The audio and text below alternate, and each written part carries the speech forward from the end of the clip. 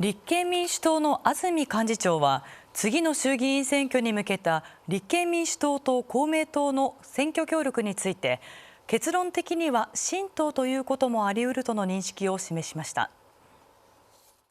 人々の顔の見える中道政治っていうのをやっぱり力を合わせてやっていきたいということで、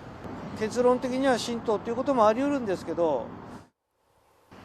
立憲民主党の安住幹事長は今朝記者団の取材に応じ、公明党との選挙協力について選挙区を譲る代わりに比例区で協力をするなどさまざまな提案をしていると述べました。